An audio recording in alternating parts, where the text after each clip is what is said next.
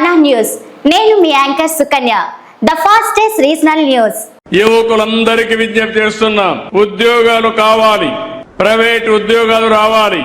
అందుకే 20 లక్షల మందికి ఉపాధి కల్పిస్తానని చెప్పాం. దానికి కట్టుబడి ఉన్నాం. ఉద్యోగాలు కల్పిస్తాం.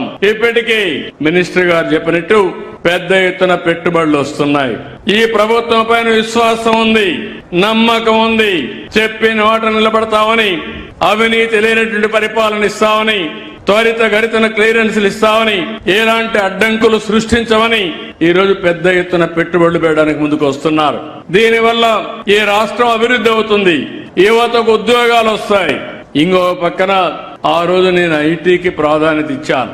అందరూ చదువుకున్నారు, మంచి మంచి ఉద్యోగాలు వచ్చాయి. ఈ రోజు నెక్స్ట్ లెవెల్కి వెళ్తున్నాం. ఆర్టిఫిషియల్ ఇంటెలిజెన్స్ వచ్చింది. ఇది మనకు అర్థం కాకపోవచ్చు.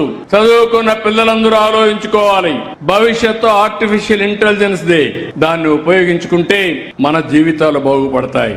ఈ రోజు నేను ఆలోచించిన విధానం, రతన్ టాటా ఇన్నోవేషన్ హబ్ కింద అమరావతిలో పెద్ద సెంటర్ క్రియేట్ చేస్తున్నాం. ఉత్తరాంధ్ర 3 జిల్లాలకి విశాఖపట్నం కేంద్రంగా, గోదావరి జిల్లాలకి రాజమండ్రి కేంద్రంగా, గుంటూరు కృష్ణా జిల్లాలకి విజయవాడ కేంద్రంగా, ప్రకాశం నెల్లూరు చిత్తూరు ఈ 3 జిల్లాలకు తిరుపతి కేంద్రంగా పెట్టి, అనంతపూర్ కర్నూలు కడపకి అనంతపూర్ కేంద్రంగా పెట్టి 5 రీజనల్ హబ్స్ పెడుతున్నాం.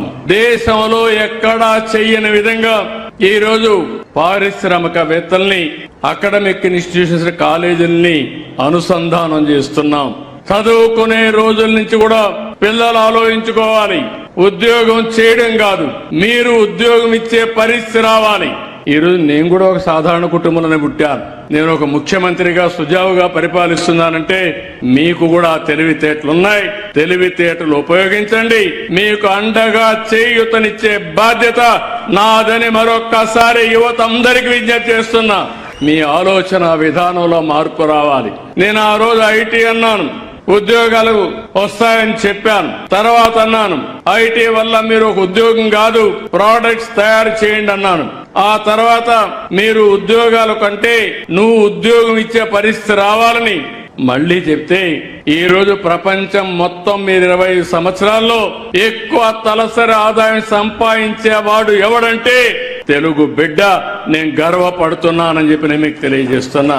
ఇండియాలో కాదు, అమెరికాకు పోయినా, ఆస్ట్రేలియాకు పోయినా, యూరోప్కు పోయినా, ఏ నగరానికి పోయినా మన వాళ్లే కనపడుస్తారు. అలాంటి దానికి శ్రీకారం చుట్టాం. ఈ రోజు అందుకే ఒక మాట చెప్పాను, ప్రతి ఒక్క ఇంటికి ఒక పారిశ్రామికవేత్త ఉండాలి. 1 ఫ్యామిలీ 1 ఆంటర్‌ప్రెన్యూర్. అది సాధించే వరకు నేను మీకు అండగా ఉంటా. కొంతమందికి పెట్టగలిగితే కొంతమందికి ఉద్యోగాలు వస్తాయి. అలాంటి ఉద్యోగాలు రావడానికి ఒక పక్కన 5 కేంద్రాలుగా పెట్టి, 5 కేంద్రాల్లో దగ్గర 35 నియోజకవర్గాలు ఉంటాయి. ఆ 35 నియోజకవర్గాల్లో ఇలాంటి 35 పారిశ్రామిక కేంద్రాలు పెడతాం. ఎంఎస్ఎంఈ పార్కులు పెడతాం. రెడీగా ఉంటాయి. ఇన్ఫ్రాస్ట్రక్చర్ తయారు చేస్తాం. కాన్ఫరెన్స్ హాల్లు ఉంటాయి, షెడ్లు ఉంటాయి, మార్కెటింగ్ కేంద్రం ఉంటుంది, టెక్నాలజీ ఉంటుంది. నేరుగా వచ్చి అక్కడ అతను కూర్చొని 5 మందినో 10 మందినో పెట్టుకొని ఏ పరిశ్రమ కావాలన్నా ఆ పరిశ్రమ రన్ చేసే విధంగా సహకారం అందించే బాధ్యత ఈ ప్రభుత్వాన్ని అని చెప్పి కూడా నేను మీకు తెలియజేస్తున్నా.